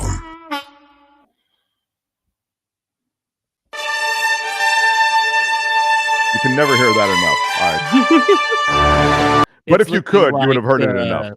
It's looking like our news theme is a little. Oh, the news theme jumps, and this does happen. It's a little quirk of the. Yeah. That's all right. Boom, ching, ching. I'm Kim McAllister. I think that was even better. On the Mark Thompson Show, let us begin with this fine fellow. It is Senator Lindsey Graham, and he says he's proposing a bill to designate Mexican drug cartels as terrorist organizations now. This report sponsored by tax attorney Steve Moskowitz at 888-TAX-DEAL. The bill from Senator Graham coming as fentanyl continues to pour over the border after 2 Americans were killed while 2 others were kidnapped at gunpoint Friday in northern Mexico. Graham said he would put Mexico on notice and introduce a bill to set the stage to use military force if necessary. U.S. Capitol Police Chief is denouncing Fox News host Tucker Carlson's portrayal of the 2021 attack on the Capitol. The Carlson released never-before-seen security video of the attack on Monday night, claiming most of the rioters were peaceful on that day. CNN reports Capitol Police Chief Tom Manger said an internal department memo suggests that segment was filled with offensive and very misleading conclusions. But it's Fox News, and they've admitted to lying, so why are we surprised by that? The Defense Department, my bad. I'm sorry. Was that commentary during the news? The Defense Department has hired a California company to develop a drone that can be used for air-to-air combat. Take a look at that picture. It's the Defense Advanced Research Projects Agency funding what's called the Long Shot program to produce an unmanned vehicle that can be launched from a bomber and engage enemy aircraft on its own. The next step, develop the detailed designs for ground and wind tunnel tests. If those tests are successful, the government expects to produce a prototype of the drones next year. So these things could be in the sky doing what they do. A Maryland woman who worked at the White House formerly is dead after severe turbulence on a plane. Apparently, the plane landed in Connecticut. Dana Hyde was pronounced dead at a hospital in Hartford, Connecticut, shortly after that plane touched down at Bradley International Airport on Friday. Hyde had been a longtime business executive who previously worked for the Clinton and the Obama administrations. TikTok is unveiling a new feature allowing users to cash in on their videos. So, hey, got to do what you got to do. This is called the Series feature. It will allow creators to share longer videos that will be available for purchase behind a paywall. Each series can include up to 80 videos with lengths up to 20 minutes long. In Sonoma County, the district attorney's office is charging a 15-year-old student with voluntary manslaughter in connection with a deadly stabbing on the campus of Santa Rosa's Montgomery High School. He also faces weapons charges in connection with bringing a knife on campus. The boy is accused of stabbing two 16-year-old boys who allegedly attacked him in the middle of an art class last Wednesday. One died, another has a wounded hand.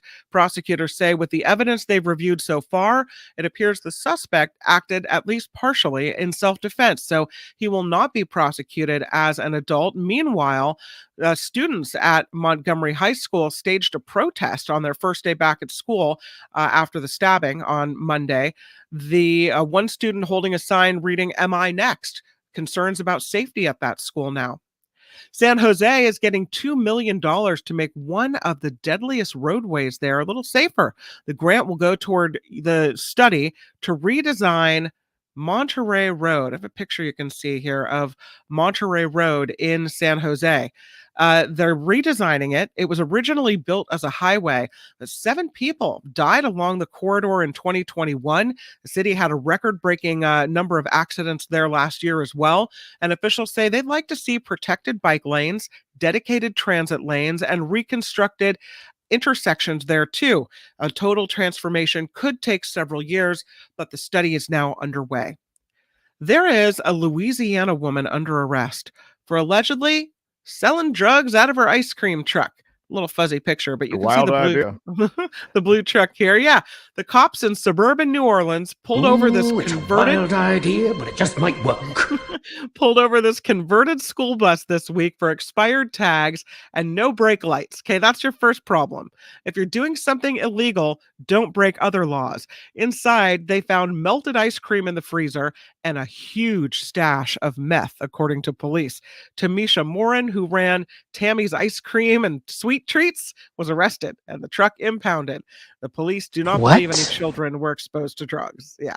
Wow. And lastly, the second gentleman is headed to Texas for the annual South by Southwest Festival. Doug Emhoff is part of a panel that will be talking gender equality is what is happening there.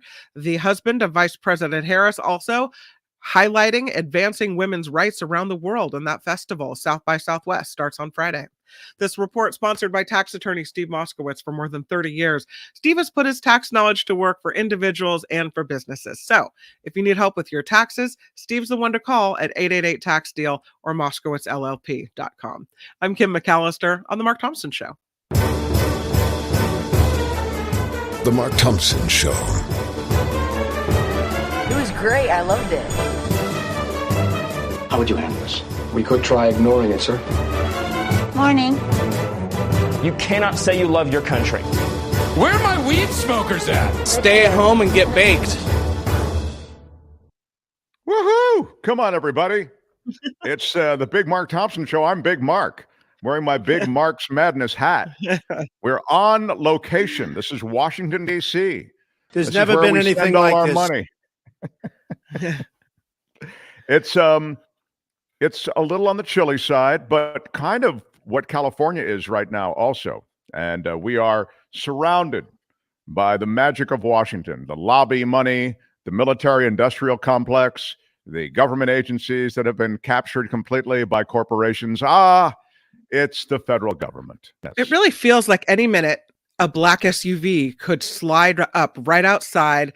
They come in, they grab you, they take you to the president because they need your help on some really because they need my help. At least they had, yeah. That scenario and narrative had a much better finish than I thought. Oh, yeah. I thought it was going to be taken to some black ops operation. No, they need your help, and only you can do it. Yeah, I like that. Well, I do want to mention, and we haven't really, and maybe you'll notice this, I've kind of made this our thing now. We don't really want to hit you over the head all the time with, we need your contributions. I don't want it to feel like we're a PBS pledge break all the time on this show. So we mention it a few times. We mention it, I hope, strategically. And we, of course, are so grateful. But when we mention it, we like to do it in fun ways and in places that we feel are appropriate in the show. And also, I might say, in a way that lets you know, hey, we need your help, and we really appreciate your help. So yeah. I want to first start with, did you want to say something, Kim? I'm sorry to cut you off. I was gonna crack a joke about the Mark Thompson telethon, but we move on. Okay. Well, I do want to say, just to remind people, Patreon and PayPal are the places where we keep on the show the most of your donation. Yeah. YouTube takes a much bigger hunk, but I want to make it clear. I understand why, because they've made it very easy for you to contribute on YouTube, and I appreciate those contributions. So we'll acknowledge those in a moment. But again, if you want to support the show on an ongoing basis or even on a one-time basis, you go to themarkthompsonshow.com, and there is this. If you're watching on YouTube, it'll look like this, what you're seeing now. Contribute to our Patreon or help support us via PayPal. You click one of those buttons, one or the other, and you can indicate how much you're contributing. And that's also a clearinghouse to the merch place. We try to raise money in fun ways, but again, we don't make much money off the merch. Most of the money goes into getting the merch to you. That's more of a fun thing. The way to really support the show is Patreon and PayPal, and also through YouTube. So I wanted to mention a couple of Patreon subscribers and new members, and just joined Patreon just the way we just showed you. Thank you. For $10 a month. Yeah, thank you. And then Awesome. Somebody who was already a Patreon member and supporter of the show, already a patron, upgraded from $20 to $100. Whoa, Robin. Yeah, Robin. Thank you so much. Wonderful. Yeah. Thank you. There are others on Patreon we'll be recognizing in the days to come, and also on PayPal. I so appreciate that way that you reach the show and support the show. So thank you very much. Thank you so much. Thank you so much, Patreon and PayPal contributors. And now those who've joined us today on YouTube, all stand, please, for Hall of Fame contributor Kevin Hobbs, everybody. Nice. Come on, Kevin Hobbs. Thank you. Shout out, Kevin Hobbs. Yeah. Big shout out. 5588. Wow. 5588. I'm wondering if there's a Thank you so much. special code. There's some kind of special code to Kevin Hobbs's donations. Sometimes they come in on even numbers, and sometimes they come in with I don't know, but however they come in, they do come in, and I love that. Thank you, Kevin Hobbs. And there is another one. Wow, is that today also? Yeah. Wow, 3477. Kevin, I'm not gonna cry. I'm not gonna cry. I'm not going to cry, Kevin, but wait a minute, I might cry. You are Hall of Fame. There's never been anything like this. There never has been anything like that. Thank you. Yeah, very impressive. Thank you, Kevin Hobbs. He says Also there's no code. He's just making the checkbook interesting. Okay. That works too. Carry That's on. Great. Yoga for Life, $4.99. Shout out, so Yoga for much. Life. What up, Yoga for Life? Thank you so much. Also to Ann, $9.99. Big shout out. Thank you. Big shout out, Ann. Thank you. Yeah. Thank you. Andreas is another Hall of Famer. $10. Hello, Andreas. We're both dealing with thank you. aging parents who have health problems, and I wish peaceful resolutions to both our sets of folks. Mark, you're the best. Mom is in the hospital getting stronger while we help me, Kim. Can you see that? We know Shibel. No, we know she will. We know she will. Oh, no, she will. Okay. Yeah. Andreas, I call him Andy. Thank you so much. What up, Andy? You know, for $20. He wrote Andy before we went on the air one day in one of the chats. Okay. So he wrote Andy, and I thought, oh, wait a minute. I think he's known by Andy among his friends. And we call him Andreas because that's the way it comes up here. Sure. So I'm pretty sure so I'm calling him Andy until he says, oh, you can call me Andreas. You can call me Mr. Andreas. Anyway. Major announcement from the Mark Thompson Show. A major announcement. I don't know what it is. Oh, it's a competition. Oh, it's Andreas, or Andy as we call him, $100. Has Kevin passed Andreas the Greek rod? With your iron rod. I think you are co-Hall of Famers. You know, I think you can both go into the Hall. It's not a one or the other. No, they're both first ballot Hall of Famers, as we often say in the Yeah. sports Hall of Fame gatekeeping world. Yes. First ballot. You are both first ballot Hall of Famers for sure. Kevin Hobbs and Andreas. Absolutely right. It's not a rod competition. It's not No. it's not a rod competition. No. Gail Guthrie, thanks for coming on today, Mark. How's your dad? Thank you so much. And thank you for the $20 super chat. I will tell you that he's not as strong as I want him to be, not as well as I want him to be, but he's better than he was when he was in the hospital. And so, I mean, he's markedly better than he was when he was in the hospital. So, yeah, to that extent, I'm encouraged. Just a lot of stuff hitting us at one time. And so I'll be going over there and doing the show from the house tomorrow. So we'll see more. But thank you for asking. I've been here for, as you know, for a while. I took him to the doctor yesterday. And, I hate to use the phrase, but it's kind of where we are, wait and see. But it's hard for him to do everything from getting out of the chair to, but at least now he can get out of the chair. I mean, in the hospital, he could not. So, he can't get out of the chair on his own, but we can still get him up, with help. So anyway, that's maybe more than you needed to know, but I wanted to be as thorough as I could answer. It's good. I'm glad that things are, even if it's baby steps, things are going in the right direction. Exactly. Yeah. Daryl, thank you, Daryl Leffler, for $20. Appreciate that on the super sticker. Thank you. Yeah, super sticker, super chat. Such a great way to support this show on an ongoing basis, and thank you. Walter, aloha, great work, folks. Thank you for the $9.99, Walter. Yep. So we've saved all of these shout-outs that have come to the show until this moment, which is kind of the way we're doing it. We're trying to find our way to do the shout-outs in a way that is not too obtrusive, but nonetheless acknowledge you. So when you make a contribution, we'll usually show it on screen, though, right away. Spencer, what up, Spencer? $10. Thank you. Hey. Thank you, sir. Big shout-out. Spencer Jaffe, $10 there. Yeah. And Doreen. Oh, sorry, I can't see it because Doreen Senior. Doreen Senior. Yeah. I love that last name, Senior. Yeah. I love the first name, Doreen. Yeah. Maybe in my next life. Thank you, Doreen, for the super sticker. Beth Farmer, $49.99. Good to see you back. Thank you. That's so nice, and it's great to be back. And thank you so much for the contribution and for support of the show. Really do appreciate it. Albert, are we done? No, we are not. Oh. I'm sorry, that was directed to Albert, not me. Well, major announcement from the Mark Thompson Show. A major announcement. Kevin Hobbs, 8888. Who are you people today? This is Kevin Hobbs picking up the challenge that Andreas threw down. Much. Wow, you guys are so great. I mean, it's it's funny. We I'll just give you 15 seconds on this. We were demonetized in December because of a problem with YouTube, so we had no funds coming into the show.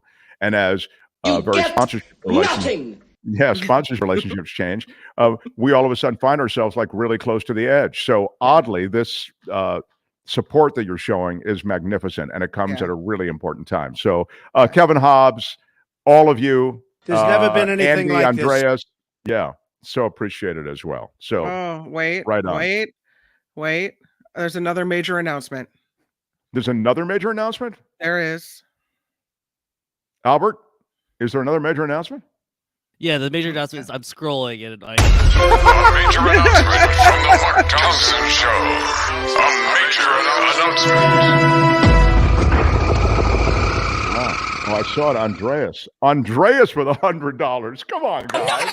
I'm not gonna cry. This is going to have never been anything like this. There never has been anything like this. I think this is an all-time day in terms of donations. Wow. Smashed it with your iron rod. Andreas, thank you. You are, as Albert says, first ballot Hall of Famer. So the Greek steed. What would you are the. It's magnificent, pal. Thank you so much. You and Kevin have really ridden into town in a big way, and and there you go. Acknowledgement from Kevin as well. Very cool. Yeah. And as I mentioned, Robin, who contributed on Patreon today, $100, and the Anne, the new Patreon member today. So it's really been quite the day. And I so appreciate it. Thank you. More as we continue. William for $3 super sticker. Thank you, William. Thank Appreciate you. that. William, we hear from you a lot. So thank you for that. And Albert, what time is it? Oh my God, are you kidding me? 11:55. I didn't even do stories from the sky, Albert. Oh no. This feels like a classic Mark. We tease something for a whole day and we never get to it. And I have a great story. At least one of the stories from the sky stories was Cay Jones. Shout out to Kevin and Andreas for being elite fans. Thank you. There is a new, remember that word elite. There is a new category that is coming on the show. It's related to that. But Sayo, very, very cool. Been a supporter. And by the way, Sayo was the first winner of Mark's Madness on KGO. Oh, she was the very first winner. Yeah. And that's not easy. I mean, it's not easy to get that bracket right, to have your bracket come in. Yeah. It's a lot of hours of the Mark Thompson show listened to realize which drops are popular amongst that is true amongst the listeners. But that's right.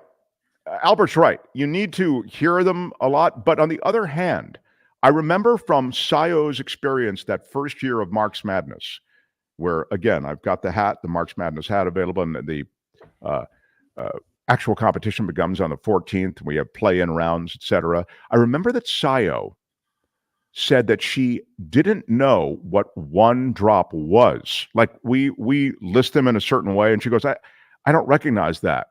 So we played it on the radio for her and for others who might not know it.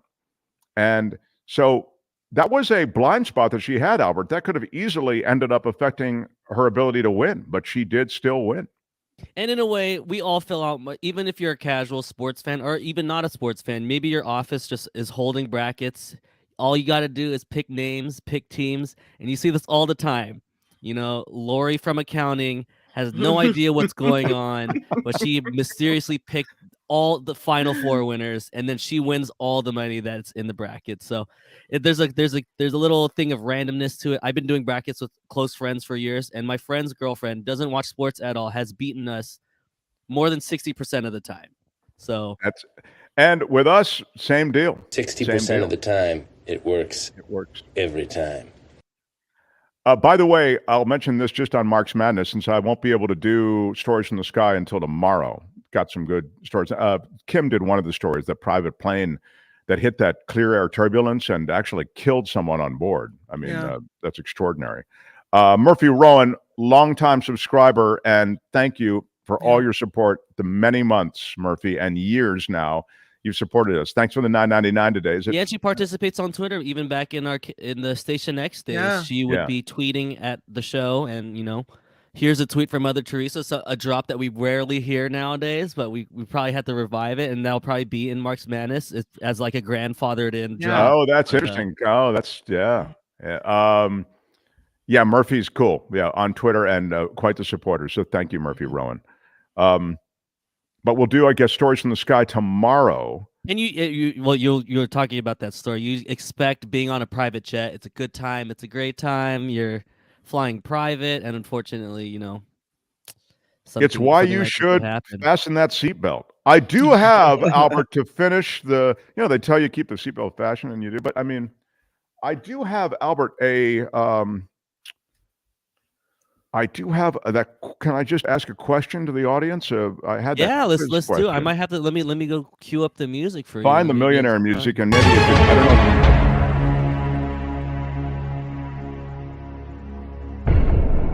Here's the question for our audience: the slow move toward a cashless society is helping send the ubiquitous ATM machine. Ubiquitous would be a ding word, but we're running the millionaire music now.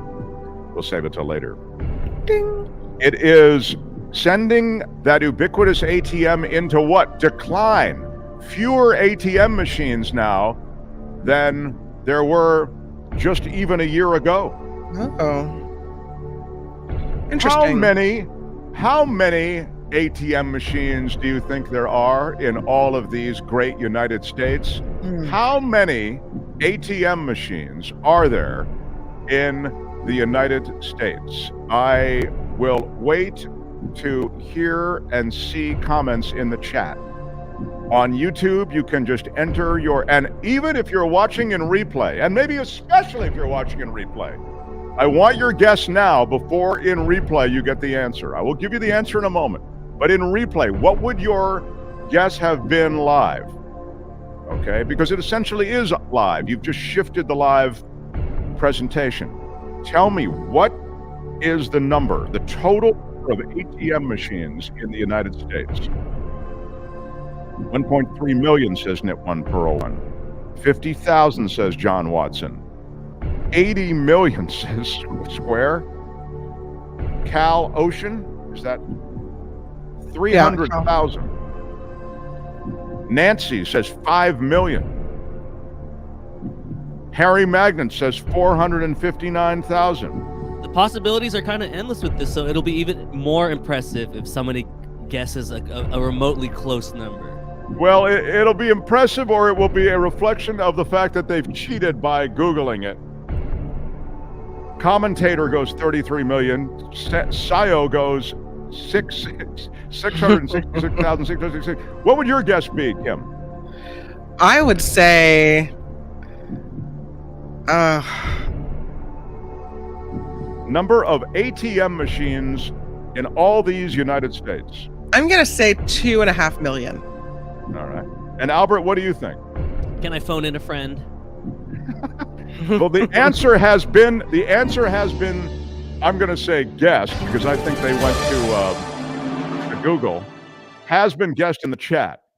The answer is, after peaking at 470,000 ATMs in the U.S. in 2019, the number of machines has declined annually over the past few years to 451,500. What? Yeah. Oh. Harry Magnan came pretty close. I hope you didn't Google that, Harry. It felt very Googled. And Neiman also came close. Oh, sorry. Vilma and Neiman. Yeah. I don't know. I was really pulling for the 80 million guy. 80 million was a big guess. I like that you swung for the fence, 80 million. But the answer is I think 400. You swung for the parking lot. You swung a little further than just the fences. There was a lot of swing. Out of the next county over. Yeah, the next parking lot at the next stadium. 451,500 is the answer.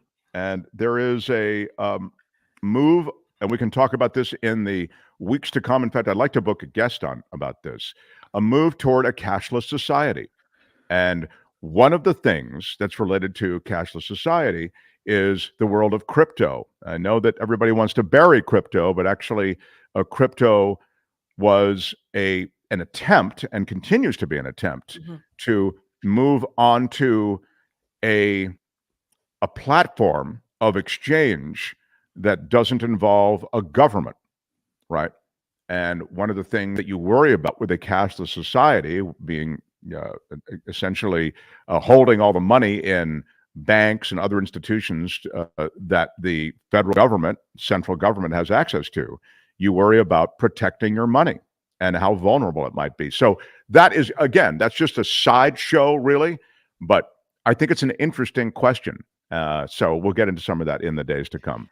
I also feel a lot less guilty, minus the crypto world, just using my Apple Pay. I feel just the act of me not taking out my wallet feels less guilty when I go to the store and buy stuff I just don't need. Like you can pretend it's not happening? Yeah, I just had my phone out, you know? It's like the super chats and super stickers. It's just so easy that it just becomes a lot easier to do.